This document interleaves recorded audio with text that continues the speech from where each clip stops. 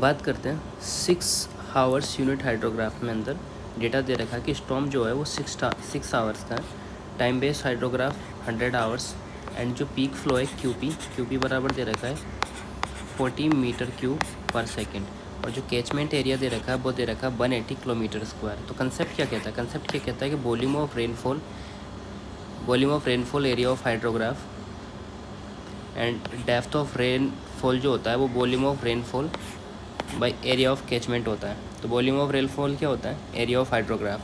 तो अब हम हाइड्रोग्राफ की शेप के बारे में देखते हैं। तो ये triangular direct run of hydrograph होता है जिसमें बेस पीरियड जो दे रखा है 100 आवर्स दे रखा है। पीक डिस्चार्ज कितना दे रखा था? 40 मीटर क्यूब। तो कैलकुलेशन देख लेते हैं इसकी। बेस पीरियड को कन्वर्सेशन करने के लिए 100 इंटू 36 सेकेंड से मल्टीप्लाई करते हैं और जो एरिया ऑफ जो हाइड्रोग्राफ होता है वो कैसा होता है? ट्रायंगुलर होता है डायरेक्ट रन ऑफ के लिए।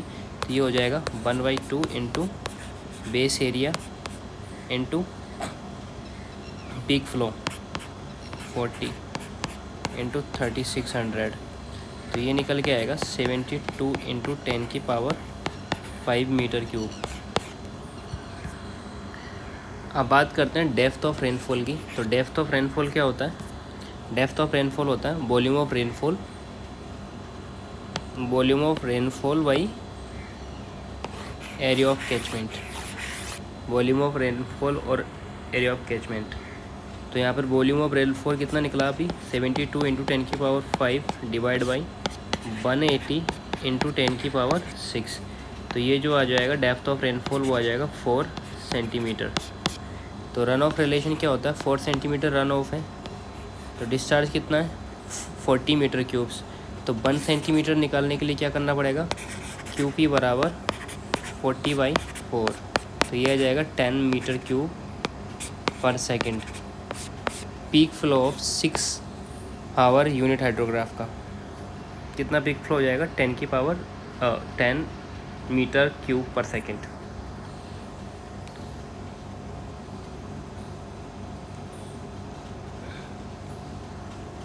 यहाँ दे रखा है स्टेबल इक्विलिब्रियम पोजीशन में डेटा दे रखा है जो पोटेंशियल एनर्जी वो दे रखी है 10x³ plus 8x² minus 9x। तो 8 इक्विलिब्रियम में ये क्या हो जाएगा? Del PE/dx is equals to 0 और स्टेबल इक्विलिब्रियम में d² PE/dx² ग्रेटर देन 0। तो अनस्टेबल इक्विलिब्रियम में क्या हो जाएगा?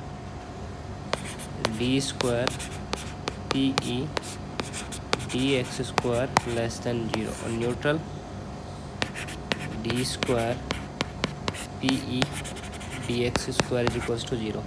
तो फर्स्ट डेरिवेटिव्स करते हैं इसका PE/dx। तो PE/dx equals to 30x² plus 16x minus 9 हो जाएगा और इक्विलिब्रियम कंडीशन में हो जाएगा 30x² प्लस 16x माइनस 9।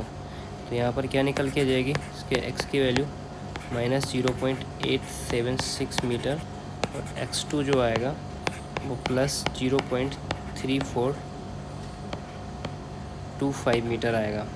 और इसका जो सेकंड डेरिवेटिव है वो सेकंड डेरिवेटिव क्या हो जाएगा? इसका सेकंड डेरिवेटिव हो जाएगा d2 PE/dx2 इसका 60x प्लस 16। तो अब इसकी स्टेबिलिटी चेक करनी है कितने पे? 8x बराबर पे और 8x2 पे।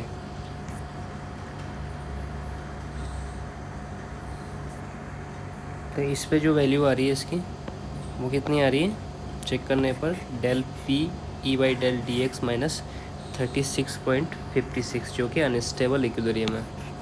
दूसरा वैल्यू चेक करते हैं 8 प्लस 0.3425 पे।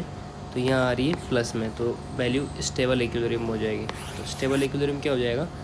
0.3425 मीटर। अब बात करते हैं टाइप्स ऑफ प्ल्यूम्स के बारे में। क्वेश्चन कंसेप्ट क्या कह रहा है कि plumes order strong wind velocity near adiabatic और natural condition touch ground at a greater horizontal distance.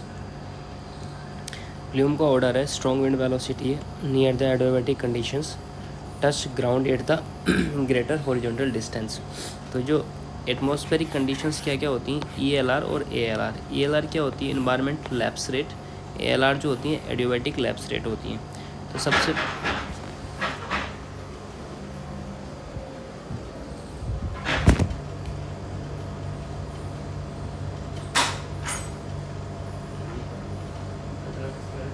अरे वो मैंने इसमें भर रखा था ना नीचे, वो बाहर निकाल दिया। अरे वो मैंने उसको बोल दिया था 11 बजे आता ना सफाई करने वाला, उसको बोल रखा है।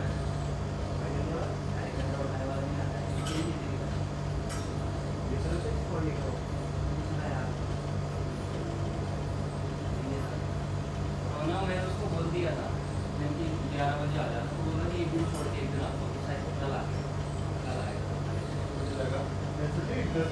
अरे यार इधर पड़ा हुआ था है ना, और इसके नीचे बाबा ने कुछ नहीं कर रखा था सिवाय और है ना, मतलब मैं तो बस तो बना रहा था, मैं कॉकरोच निकल थी उसको तो दूर के ऊपर मैंने बोला कि इधर गिर जाएगी ना तो मैं बिल्कुल घर बना रखा था भाई, अभी तो साफ सुथरा रहता है बहुत मस्त। गाली गाली तो लगा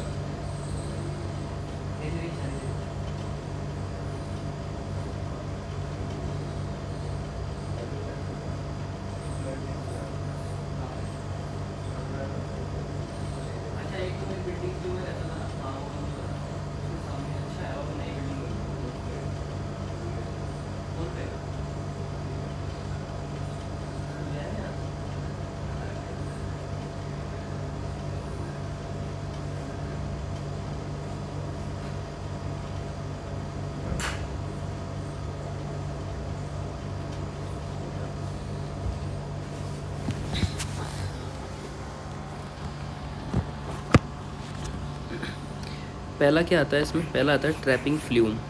ट्रैपिंग फ्लूम के अंदर क्या होता है, ये इन्वर्जन लेयर ऑफ एग्जिस्ट्स होता है, जो अबव सोर्स होता है और बिलो सोर्स होता है। ठीक है, इन्वर्जन लेयर के अंदर, तो इन्वर्जन लेयर में क्या होता है, जो प्लूम होता है ना तो राइज होता है ना ही फॉल होता है। तो प्लूम क्या करता है, ये ट्रैप्ड हो जाता है बिटवीन द लेयर्स के, तो ये ट्रैपिंग फ्लूम होता है। क्या करती है इसके अंदर ट्रैपिंग फ्लूम में, कि एक इन्वर्जन लेयर एग्जिस्ट करती हैं अबव और बिलो द सोर्स, है ना। तो प्लूम क्या होता है, ना तो प्लूम राइज होता है ना फॉल होता है। तो जो प्लूम होता है ना, वो ट्रैप्ड हो जाता है बिटवीन द लेयर्स। दूसरी बात करते हैं नेचुरल प्लूम के बारे में। तो ये क्या है, ये एक अपवर्ड वर्टिकल राइज है, जहाँ पर ELR और ALR दोनों इन्वायरमेंट कंडीशंस इक्वल हो जाती हैं जब न्यूट्रल प्लूम होता है। तो ELR और ALR बराबर हो जाता है। नेक्स्ट आता है कॉनिंग फ्लूम। इसमें क्या होती है कि विंड वेलोसिटी जो होती है वो हाई होती है ना। तो यहाँ दे रखा है स्ट्रॉन्ग विंड वेलोसिटी, तो विंड वेलोसिटी हाई होती है इसमें, और यहाँ पर सब एडियाबैटिक कंडीशन एग्जिस्ट करती हैं। सब एडियाबैटिक कंडीशन मतलब इन्वायरमेंट जो लैप्स रेट है वो लेस देन होती है एडियाबैटिक लैप्स रेट से। और ये जो this environment is highly unstable, है ना। तो ये कोनिंग जो प्लूम होता है इसका इन्वायरमेंट क्या होता है, हाईली स्टेबल होता है। और जो प्लूम्स होता है वो touch ground eight greater horizontal distance. Next आता है फैनिंग फ्लूम। ये फैनिंग फ्लूम अकर होता है अंडर एक्सट्रीम इन्वर्जन कंडीशन के अंदर, और इमिशन स्प्रेड ओनली हॉरिजॉन्टल होता है। जो इमिशंस होता है ना वो स्प्रेड होता है हॉरिजॉन्टली। नेक्स्ट आता है लॉफ्टिंग प्लूम। लॉफ्टिंग प्लूम के अंदर क्या होता है कि ये एक सुपर एडियाबैटिक कंडीशन है अबव सरफेस इन्वर्जन। यहाँ मिनिमम डाउनवर्ड मिक्सिंग होती है और downward motion prevent by the inversion होता है। नेक्स्ट बात करते हैं फ्यूमिगेटिंग प्लूम। फ्यूमिगेटिंग प्लूम के अंदर क्या होता है, यहाँ एक इन्वर्जन अकर होता है अबव टॉप ऑफ स्टैक के, और ये एक सुपर एडियाबैटिक कंडीशन होती है बिलो द स्टैक के। नेक्स्ट बात करते हैं लूपिंग फ्लूम। लूपिंग फ्लूम का क्या होता है, ये अकर होती है सुपर एडियोबैटिक इन्वायरमेंट में और एटमॉस्फेरिक यहाँ पर अनस्टेबल होता है जो रिक्वायर्ड होता है हायर स्टैक। तो इसका जो करेक्ट आंसर है वो कॉनिंग फ्लूम है।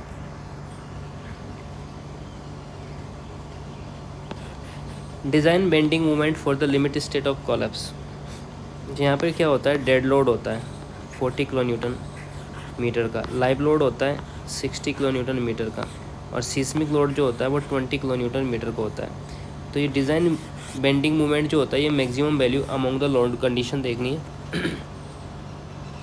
Design bending movement for limit state of collapse के लिए गिवन डेटा दे रखा है, यहाँ पर डेड लोड दे रखा है, लाइव लोड मूवमेंट दे रखा है और सीस्मिक लोड मूवमेंट दे रखा है। तो अब बात करते हैं अपन लोड कॉम्बिनेशन के बारे में। तो लोड कॉम्बिनेशन में क्या होता है, कंसिडर किया जाता है यहाँ पर डेड लोड और लाइव लोड। तो जो डेड लोड होता है MU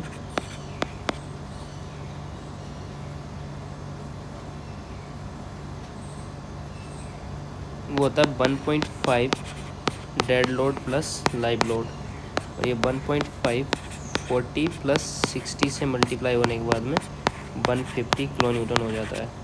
अगर कंसिडर करते हैं हम डेड लोड और अर्थक्वेक लोड, तो उसका भी मल्टीप्लाई होता है 1.5 से, इसका भी मल्टीप्लाई होता है 1.5 से। ये पूछा है इसने design bending movement for maximum value among all load combinations. अगर कंसिडर किए तीनों loads, dead load, live load और अर्थक्वेक लोड, तो ये मल्टीप्लाई हुआ 1.2 से, तो यहाँ पे आया 140 किलो न्यूटन। तो अगर कंपैरिजन करते हैं मोमेंट्स का, तो सबसे ज़्यादा डेड लोड और लाइव लोड का, सबसे कम किसका आया था, डेड लोड और अर्थक्वेक लोड का।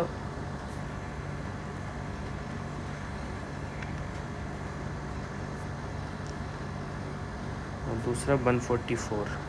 तो डिज़ाइन बेंडिंग मूवमेंट कितना हो जाएगा, 150 किलो न्यूटन।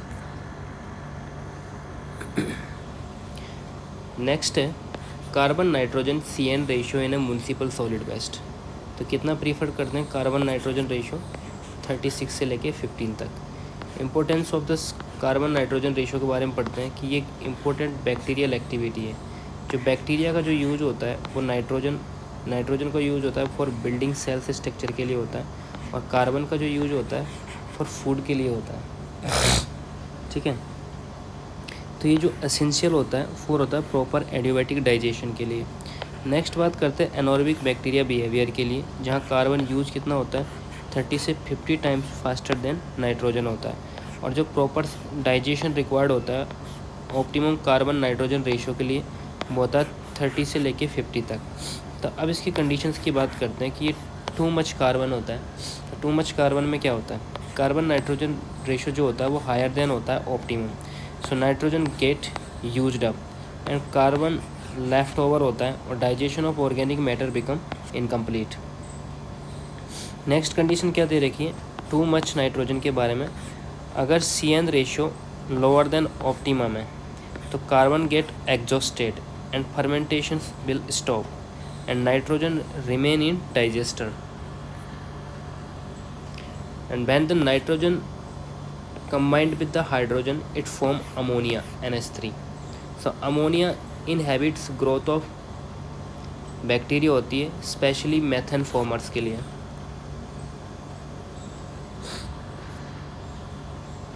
नेक्स्ट बात करते हैं dry cement motor for the brick work. तो ब्रिक की जो साइज होती है वो होती है 19 सेंटीमीटर 9x9, और जो ब्रिक इन mm में होती हैं तो 190, 90 और 90 mm स्क्वायर हो जाता है। तो अगर एक्स्ट्रा मोटार है तो 18% for the frog filling and wastage, and wet mortar conversion करने के लिए 1 meter cube mortar is equals होता है 1.3 meter cube of dry mortar. तो इसकी मोटार की थिकनेस कितनी हो जाएगी, 10 mm। तो ब्रिक की साइज विद द मोटार की अगर बात करें तो अगर लेंथ दे रखी है इसकी, सब में 1 ऐड हो जाएगा, तो ये हो जाएगा 20 10 10। अब वॉल्यूम का कैलकुलेशन करते हैं, volume of brick with the mortar. अगर volume of brick with the mortar हो जाएगा कितना हो जाएगा, 20 10 10, तो ये हो जाएगा 0.02 मीटर क्यूब। अगर नंबर ऑफ ब्रिक चाहिए 1 मीटर क्यूब में तो 1 डिवाइड बाई 0.002, ये हो जाएगी 500 ब्रिक्स। नेक्स्ट आता है volume of 500 brick without motor.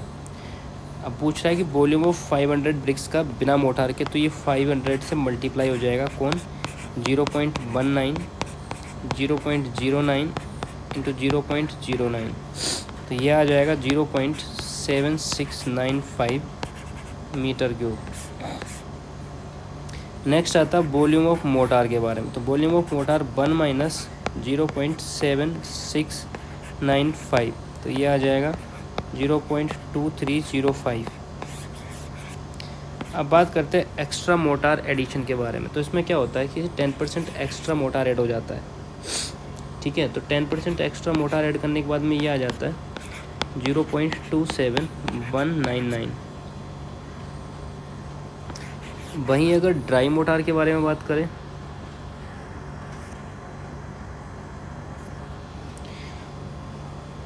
तो जो 0.27199 था, इसको मल्टीप्लाई कर दिया 1.3 से, तो ये निकल के आ गया 0.353। तो percentage of the dry motor जो होता है 35.3% होता है। Approximate dry cement motor required होता है। तो इसने पूछा भी यही था, dry cement motor for a brick work. Volume का कैलकुलेशन किया, फिर नंबर ऑफ ब्रिक निकाला, उसके बाद वॉल्यूम ऑफ ब्रिक निकाला विदाउट मोटार के,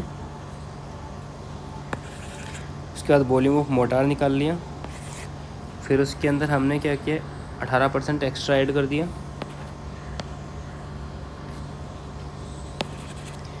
उसके बाद में जो ड्राई मोटार वॉल्यूम है वो निकाला, तो 1.33 से उसको मल्टीप्लाई कर दिया।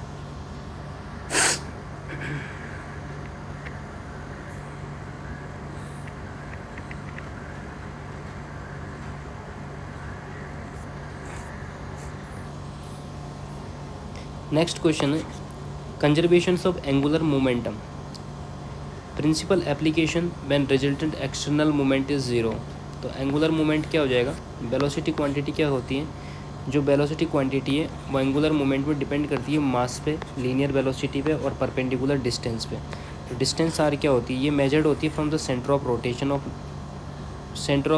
Of to line of motion through the centre of gravity होती है। तो एंगुलर मोमेंट क्या होता है, MBR होता है।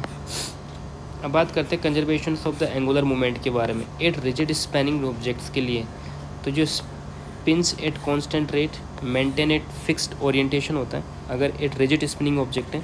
दूसरा होता है continue unless influenced by the external torque. तो यहाँ की कंसेप्ट क्या आ जाएगा कि if resultant external moment is equals to zero है, तो एंगुलर मोमेंटम इज़ कंजर्व्ड।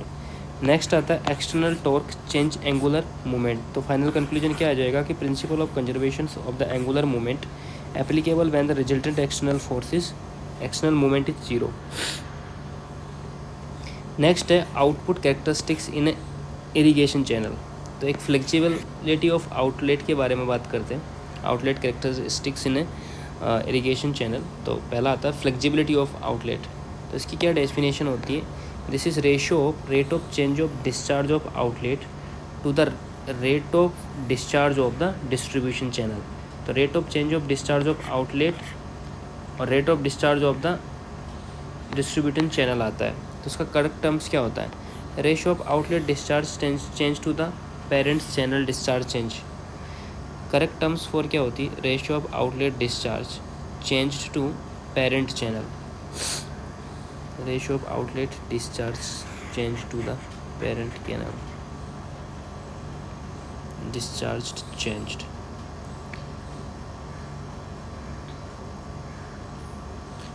हाँ, तो डिस्ट्रीब्यूटरी जो चैनल होती है वो पेरेंट कैनल ही होती है और ये आउटलेट डिस्चार्ज है। प्रोपोर्शनलिटी की अगर बात करें तो जो कंडीशन होती है वो फ्लेक्सिबिलिटी के लिए 1 होती है। टाइप ऑफ आउटलेट टाइप जो होती है वो प्रोपोर्शनल आउटलेट होती है। अब बात करते हैं सेंसिटिविटी के बारे में। सेंसिटिविटी की डेफिनेशन क्या होती है, ये होती है rate of discharge of outlet to the rate of change in water surface level in disturbing channels के अंदर। अब बात करते हैं एफिशिएंसी के बारे में। एफिशिएंसी क्या होती है, ये डेफिनेशन होती है ratio of head recovered to the head put in. ये रिप्रेजेंट करती है conservation of the head by the outlet. Settings की बात करते तो ये डेफिनेशन होती है ratio of depth below the full supply level of crest of outlet to the full supply depth of the channel at that point. So adjustability के बारे में बात करते हैं। इसका मीनिंग क्या होता है? ये capacity of modification factor of outlet होता है।